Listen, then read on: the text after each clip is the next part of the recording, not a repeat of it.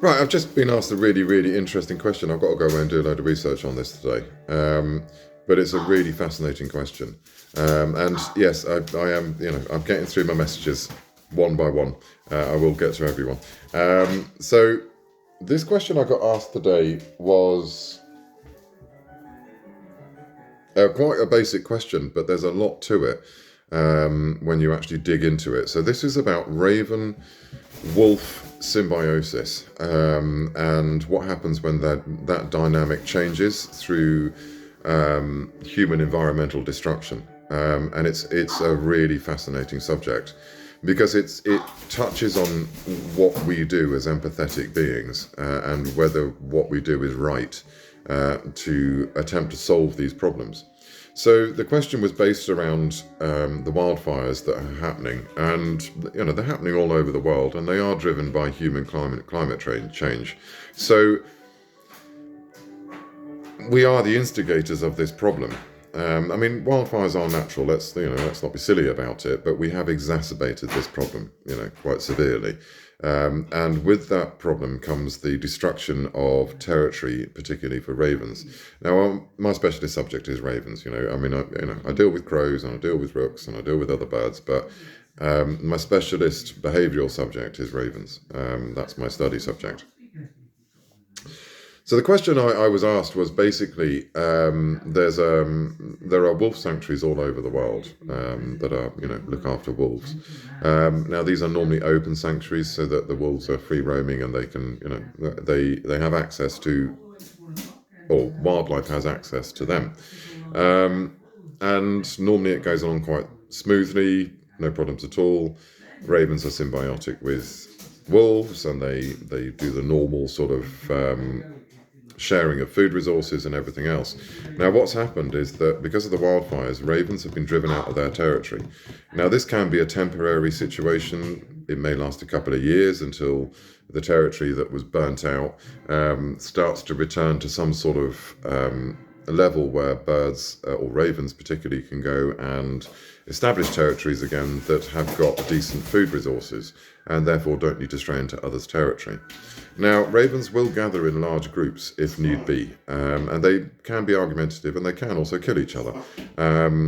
But generally, when environmental factors drive ravens becoming large communities, they normally actually get along quite well because they have the intelligence and the ability to understand that is the reasons why these other ravens have arrived in their territory. Now, it doesn't change the fact that food resources will become scarce even in a healthy territory.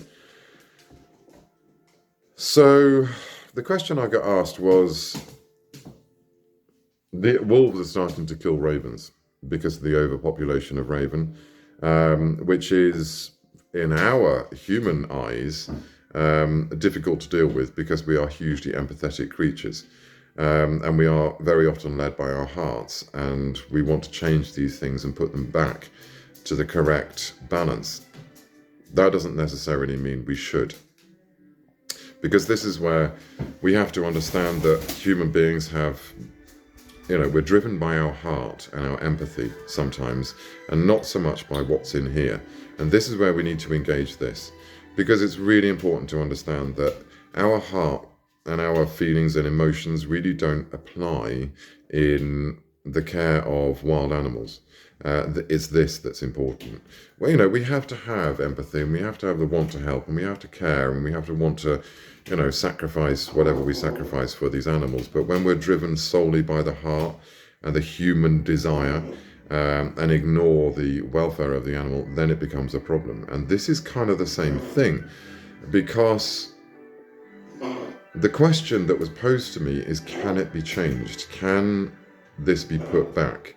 Can the ravens be helped to either move away from the wolves and not be around the wolves in such large numbers where the wolves are becoming possibly stressed by the situation of the risk of food resources becoming finite because there's too many ravens, so they're actually killing the ravens.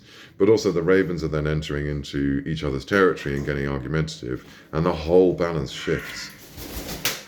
So the question is it in our responsibility, is it our moral responsibility to alter that? to readdress that balance because we caused the problem in the first place? Or do we accept we caused the problem and let nature take its course to readdress its own balance? Now, nature does do this. Nature will, we impact on nature and the environment, and nature readdresses the balance again, which is, some could say the wildfires are there for exactly that reason. It's readdressing the balance. It's pushing us out of environments that we really no longer belong in, because we're encroaching into territories and environments that we really don't have the right to do.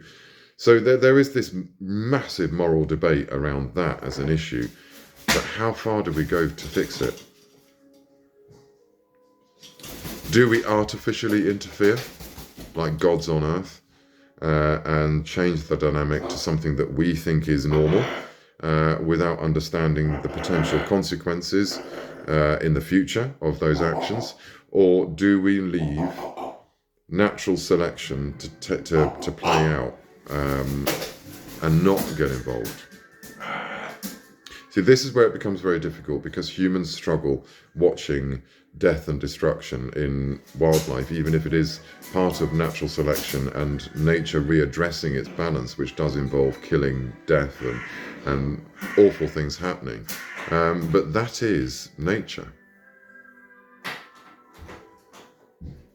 Do we fiddle around with it just enough to improve the situation, try and address the balance to a degree where we can say, right, we've not massively interfered, but we have helped address the balance that we started in the first place? See, it's a huge question. So I'm going to go away and do some research on this. See, this has been posed before, this whole wildfire question I came across before, and it was a very interesting study, and it was in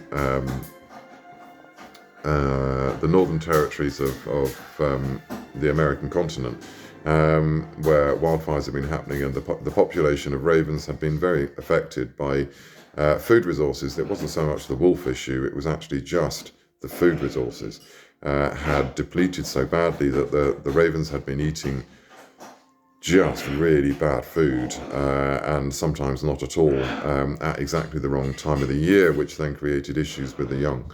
Not major issues, but just interesting white feather issues, actually, is what it created. And that was a very fascinating thing to look at and do a bit of study in, because, again, it was an example of human interaction with our environment and destruction of our environment that caused an unforeseen problem with nutrition deficiencies in young ravens.